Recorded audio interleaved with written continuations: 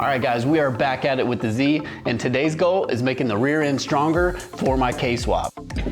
There's several options and variations for increasing the strength of the rear end on the old Datsun, depending on who you ask or which forum post you read. But here's my quick take on it. Keeping the OEM rear setup is probably fine with stock power, but you can still have some weak parts, especially the outer stub axle. A lot of people do a CV axle conversion in which they bolt in or weld in adapters and then use a more modern CV axle. Those can work with the stock R180 or R200 disc, but that doesn't address the outer stub axle. Another option is to do an entire rear differential swap, but this is probably the most risky option and usually the most expensive. If you saw previously, I tried to install the Apex engineered rear end option, and unfortunately it didn't work out for me. These differential swap kits include a ton of different parts, usually requiring you to source some externally, which isn't always easy. Not to mention it can be really expensive. But the option I'm gonna go with is a full axle solution from FutoFab. This allows me to run their CVs and use a strengthened custom outer stub axle. That should give me more than enough strength on my rear end for my power goals. Plus this keeps the suspension geometry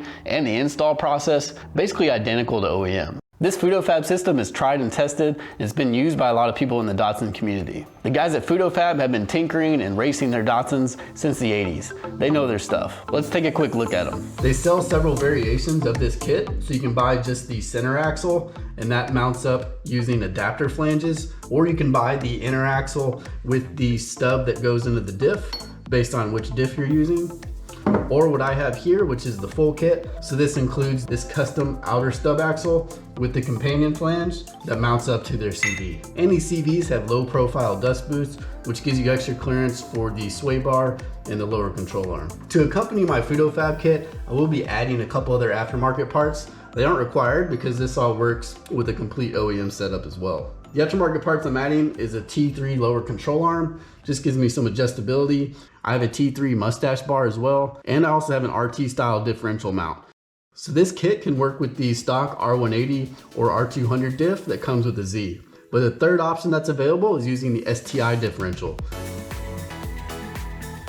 The first FutoFab part I'm going to install is going to be these stub axles. So these are a lot beefier than the OEM stub axles in the Z. These old stub axles, they can get micro cracks just from wear and tear and eventually fail. The common ones is this fusion weld between the axle and the plate here that the wheel mounts to. And these two step downs right here, these sections can fail as well. And these threads commonly get messed up when you remove it. So if you're increasing the power of your Datsun, or if you just have really old stub axles, which we all do, and you're worried about micro cracks, the FutoFab ones are a great option. And these are made from forged 1541 hardened steel. So these things should be strong. But these companion flanges are different. So if you see here, the axles for the 280Z, they bolt up with 4 bolts. But the FutoFab companion flange is much thicker and stronger than the OEM one, and it switches to this 6-bolt design that mounts up to their 930 axles. So that means you cannot use this with the OEM axles in your Z or the off-the-shelf axles that you might buy as a Z replacement. To get these installed, first you need to get to this state right here, where you have the strut housing empty with no bearings in it and cleaned up. You can technically do this on the car as well. I just had mine out to weld on these BC Racing coilover sleeves. In a previous video, I removed the entire rear end off the car. Like I said, these FutoFab parts can be done on the car, but if you need to change out your control arm bushings, your shocks, or other suspension parts, you'll have to take things apart further anyways. So here's a quick run through of breaking down the rear suspension. So the plan is to go from this guy to this. The hardest part is probably getting this pin out that goes through the control arm and ties it to the knuckle. I let this soak in overnight. I luckily had a M12x1.25 nut with a large flat flange, keeping a nice flat surface to hammer on.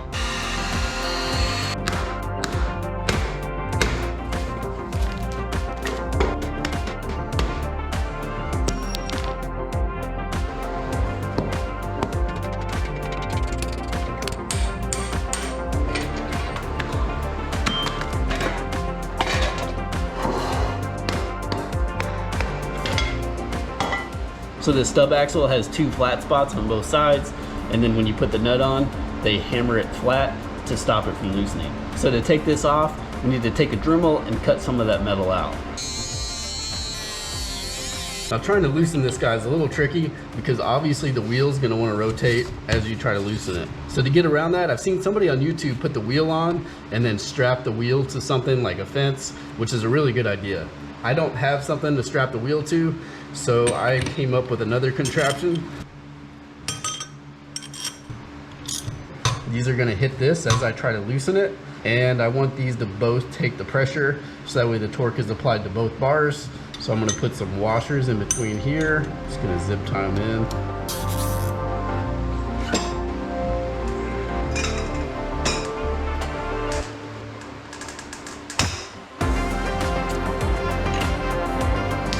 Now this is a 5-ton puller I rented from AutoZone, so we'll use that to separate this companion flange from the stub axle. So on this one, it looks like I didn't even need this. This is just coming right off. The last one was very hard to pull off, and this thing paid off. So this is the companion flange.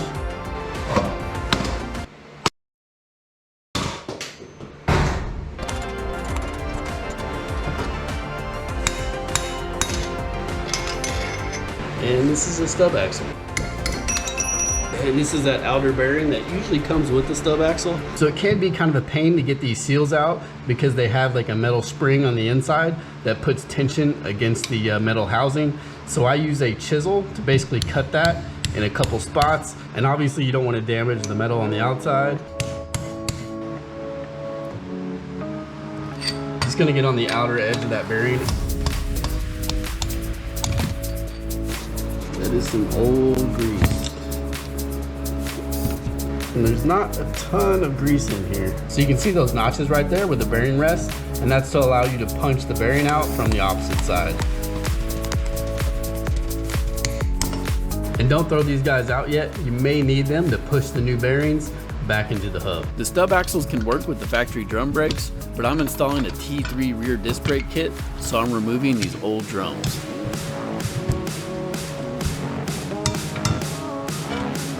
And there it is.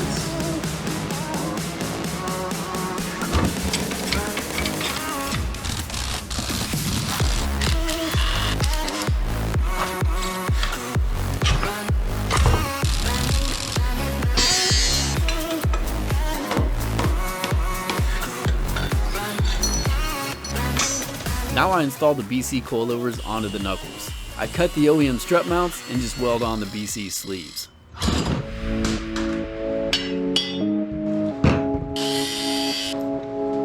Not exactly pretty, but we can clean this up a little bit and it gets the job done.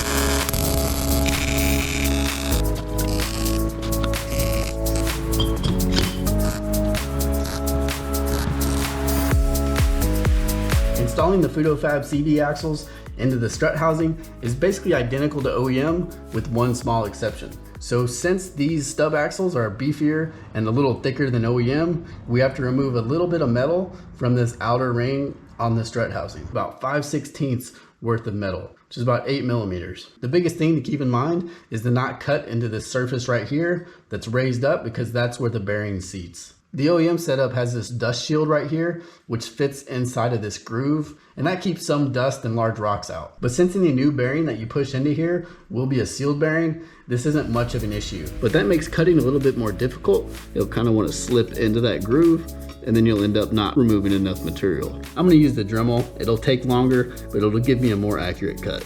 For a little margin, I'm just going to do 7.5.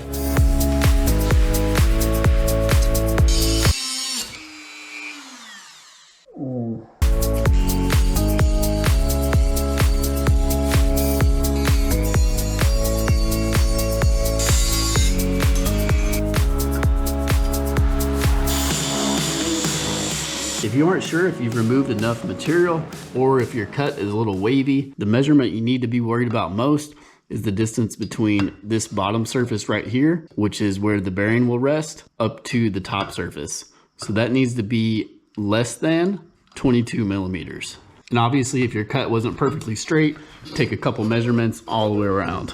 If it's a little too tall, then you can take a grinder or a flap disc and just remove a little bit of material. But that's it. That's all the cutting we have to do to get this installed. The rest of it is just like the OEM procedure, pressing on the bearings and tightening everything down. I just gave it a nice quick coat of paint, and now we're good to put the stub axles in. And this is the same process as OEM. So if you're changing out your wheel bearings in your Datsun, which you probably need to if it hasn't been done recently, this needs to be done anyways.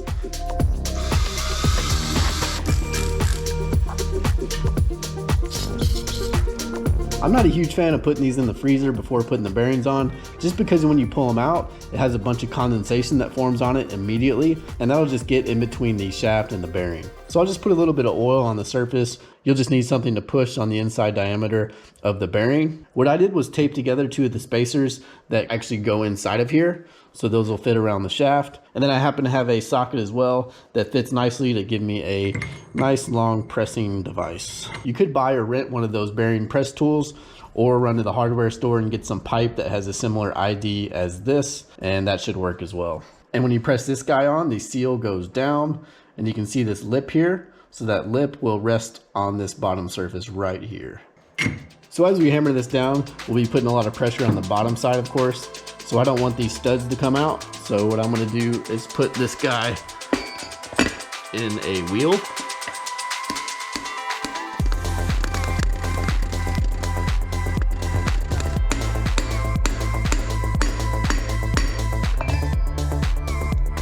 These ball bearings, from what I've read, can be packed from 25 to 50% full. Essentially, you don't want to smear it full of grease because that grease will have nowhere to go and it'll cause a lot of resistance, which can cause the bearing to heat up and maybe even lead to premature failure. So you can read the comments. Some people, I'm sure, will say I use too much or too little grease, but I'm going to pack it about half full. I'm using Redline CV2 grease. Seems to be reviewed really well, and Redline makes good stuff from my understanding.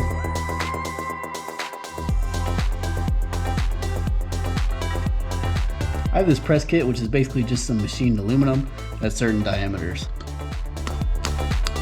And after every few hits, it's a good idea to make sure it's going in straight. Now's a good time to put in your brake adapters you may have. So I have the T3 rear brake kit I'll be putting on. These bolts will just be a lot easier to get to than when the stub axle is on the top of this. Now it's time to dirty up this perfectly clean housing. And again, we don't want to cake this full of grease. We just want to give a nice layer to all the surfaces. I'll make sure that this gap between the sleeve and the axle is fully filled with grease.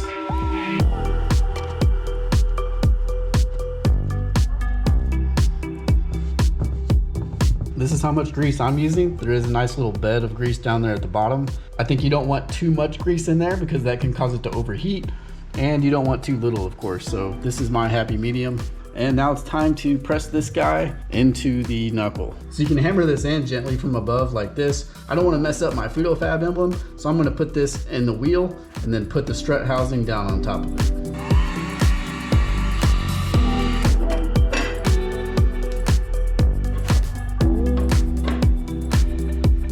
And now you can see the stub axle is very close to the strut housing, which means that bearing is pressed all the way in. But as you might expect, this top bearing got pushed up a little bit. It's off of its seat, so we'll hammer that back down. Now we ideally want to apply force to both the inner and the outer part of the bearing because they're both getting pressed on. So to help me with that, I'm going to use the old bearing.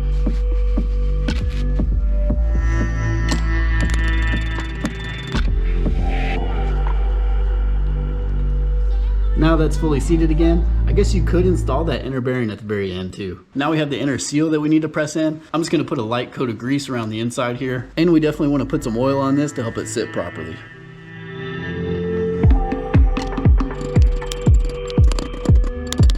And the seal's properly seated when it's down about 9 or 10 millimeters. Now it's time for the companion flange. I'm gonna give this a quick light coat of anti-seize just so these splines don't seize up. And this rubber seal will rest right here on the companion flange. And you can tell this is machined really well because there's basically zero play in these splines. Now this is a self-locking nut that came with the FutoFab kit. It's different than the OEM Datsun one that has to be peened where you smash it in. This one has a taper to it, so it kind of self-locks as you tighten it down. I'm gonna use some high-strength Loctite as well, because if this nut comes off, you're pretty much gonna lose the wheel. Now this nut, according to Nissan, needs to be between 180 and 240 foot-pounds, which is pretty stout. Ideally, you have a 200 foot-pound torque wrench. Mine goes to 150, so I'll kind of be playing it by ear. I'll do 150 with the torque wrench and then use the breaker bar to get a little bit more on it. And I kind of use my feet as chocks to keep the wheel from rotating. You can strap the tire down to stop it from rotating, or if you're doing this on the car, you can apply the brakes if your brakes are really strong, or you can find a way to brace these studs. Oh, that's a lot of torque.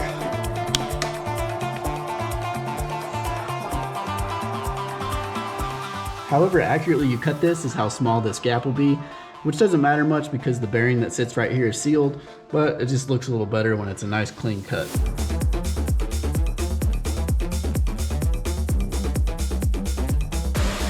And I chose the STi differential for a couple reasons. These do run maybe $600 to $900, but it's nice because you get a limited slip diff. The later models is a Torsen limited slip diff. I think if you get a specific year, you can get a clutch style limited slip. It also has 3.54 gearing, which should be perfect for my engine and transmission.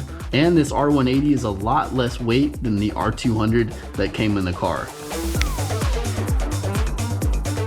So to mount a Subaru differential into a Datsun is actually pretty easy. So this outside case on the R180 out of an STi is actually identical basically to the R180 out of a Datsun. So kind of crazy that a case from 50 plus years ago is still used by Subaru, but hey, if it isn't broke, don't fix it. So you can just run the stock diff brace that goes underneath the differential, and then it has a rubber bushing here that holds the diff down. And then Nissan added some leather straps to go over the diff to hold it down, because under load they found out that the diff likes to raise up. But that setup allows a lot of movement of the differential and really abuses that lower rubber diff mount. So what a lot of people do is they go with what's called an RT mount. So this actually goes above the differential and it bolts into the car with the factory bolt holes. But this RT mount is commonly used two different ways. So one of the ways is you continue to use the lower diff mount with the rubber bushing, and then you just use this snubber on top,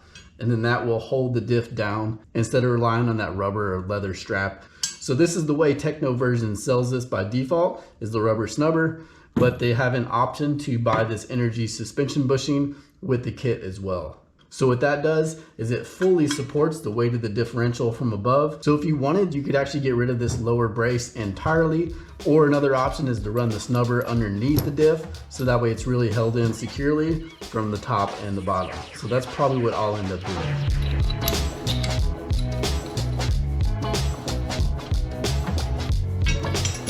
So this hole right here is actually slotted a little bit. And once I get this in the car, I can adjust it some. So I could put a couple washers here at the top and push the front of the differential down, and that'll give me some adjustment on the pinion angle. So that'll be really important as I'm making the engine mounts for the K series. So the T3 mustache bar is a really nice looking piece, and it's awesome because they give you the spacers you'll need to get it into the car. Running this R180 and my 280Z, I will need to use this thicker spacer so that way it lines up with the mustache bar properly. And if you buy a later model Subaru STi diff, the studs will be longer, so they'll have this form factor right here where you have a shank and then the threads at the end.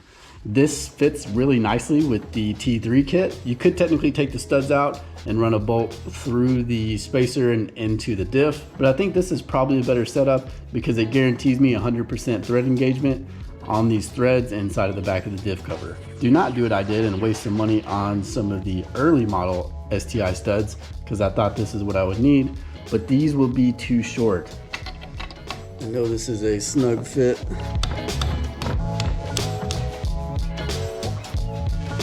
If your Datsun came with an R200 originally and you want to use the STi differential, you may need to buy an R180 mustache bar, or something like this T3 mustache bar that works with both.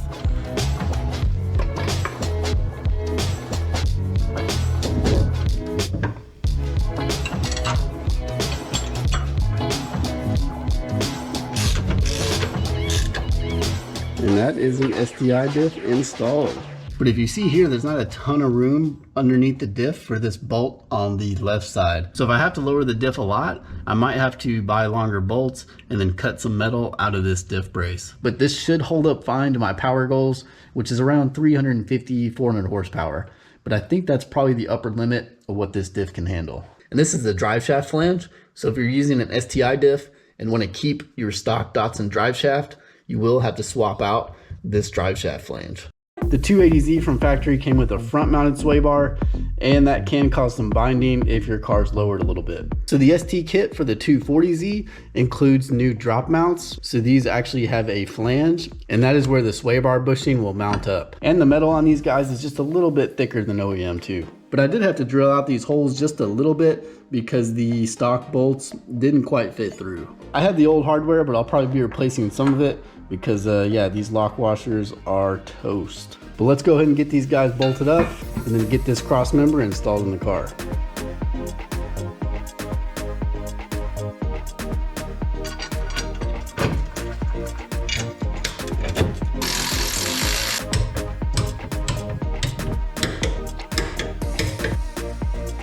Now with these axles, all we have to do is grease them up, put on the inner stubs. So these are for my STi differential, and then put the safety wire on. So first we'll start from the outside, and then we can pull this boot back a little bit and then pack it from the inside as well. One thing FutoFab is very clear about is before you assemble this, be careful not to tilt it too much because the cage or these bearings could come out and they might be a pain to put back in. So I'll just be careful when I'm packing this to articulate it up and down and not too much from side to side. Don't forget to clean the CVs before greasing them. I used a little brake cleaner.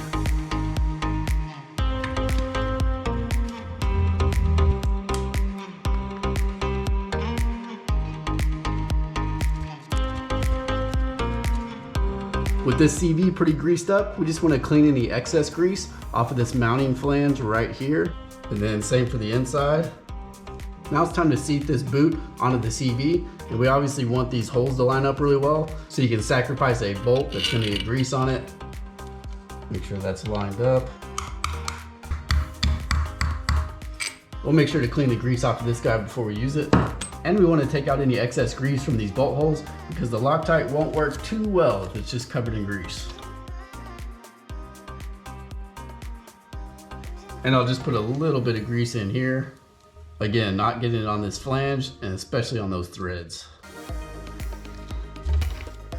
So one of the first CV axles that a lot of people used on their higher power Datsuns was the Wolf Creek axle. And the Wolf Creek axle was known for having these bolts loosen up out of the CVs. So FutoFab has ways to work around that and make sure these things never come out. So the first of which is a Schnorr washer, which is a brand name locking washer. And these are a conical shape, so the cone faces upwards towards the head of the bolt. And you also see on the head of this bolt that there is a through hole, and that is for safety wire. And we'll also be using high strength Loctite. So these bolts should not come out. And there's also the washer here to help distribute the force between two of the bolt holes.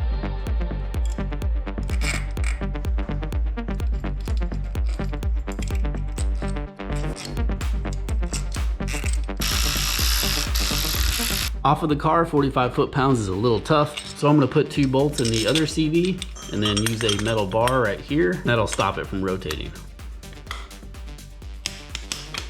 Now the safety wire. I'm using 32,000 safety wire, seems pretty standard. And I'm no expert, this is my first time doing safety wire, but it really isn't that bad. I'd recommend watching a couple other videos on safety wire to make sure you do it right. But here's a quick run through of how I'm doing it. We'll thread it through the hole. So we got our wire about halfway through. Now we'll go in the tightening direction around like this. And we'll be running the wire up this way towards this hole. So we'll clamp it right there. I'm just using vice grips. I don't have the special safety wire pliers. And we'll twist this to the right. We'll send one wire through here on the right side of the bolt. And we'll pull this guy tight here. And this other wire we will send around the bolt. And then we'll be twisting this one to the left. And that'll push this wire down.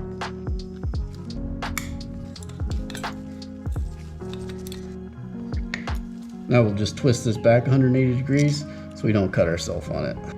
Now that guy is out of the way. So you can see if this guy loosens to the left, it will be pulling tight on this, which will in turn tighten this bolt.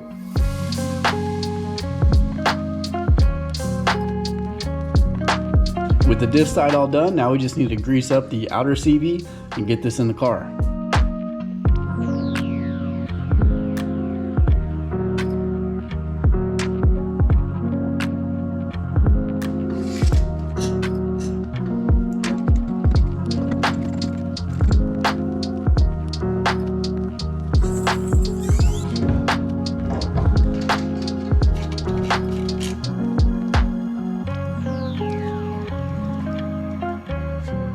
not be able to see, but there is a C-clip inside the differential that snaps onto the axle. To help insert it, it's best to position that C-clip to where the opening is facing down. So that way that top part is the fully curved part of the clip, and that's more likely to slide onto the axle really smoothly. You can also put a dab of grease on there to help try to center it as you put the axle in. And with it partially in, we'll put a couple bolts into the hub just to hold the axle up. Now this stub axle should be seated all the way, just like I have over here on the other side. And you can tell because if I give this a light tug, it stays in there because of that snap ring. All right, so I got it seated in the differential. That did take a little bit. If you try to force it or hammer it when that C-clip's out of position, it just won't go. So just take the axle out, reposition the clip a little bit, maybe put a little grease in there, and then try again and just give it a couple light taps with the mallet. It should go in after some tinkering, but don't try to force it.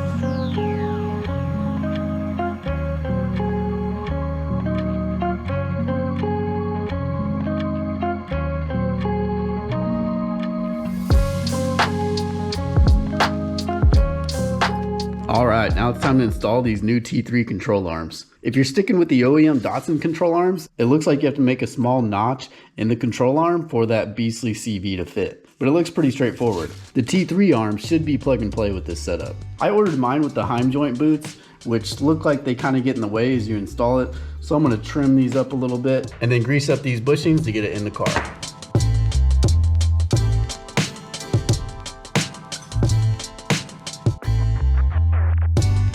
I went ahead and hit this with a Scotch-Brite to make sure it's really smooth, and I have some extra grease as well, so I'm going to go ahead and apply it on these surfaces.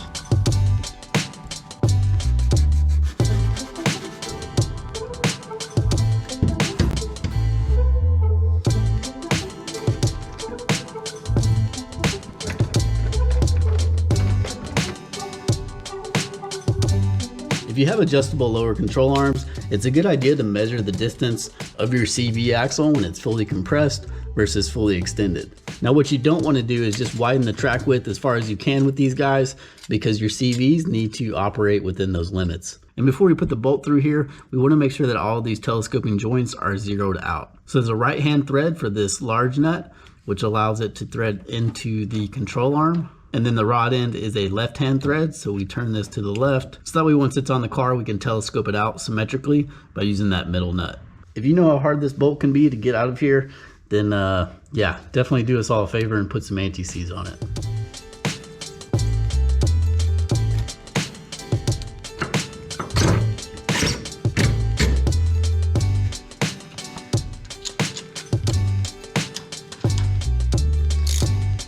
Now we're ready for the final piece, the ST sway bar. I think it's supposed to go this way, but it will not fit, and I don't feel like drilling that bolt hole out.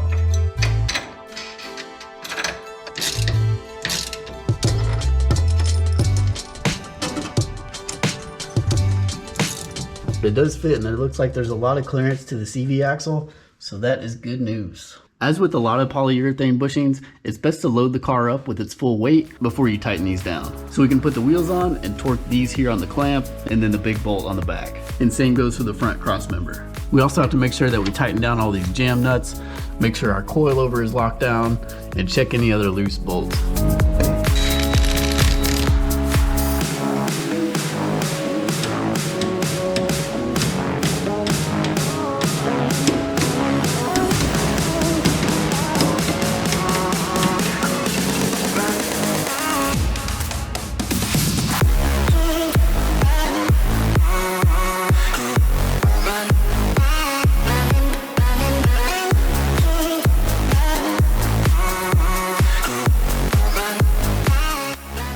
With everything tightened down, that's pretty much it. There's a couple remaining items like this rear sway bar.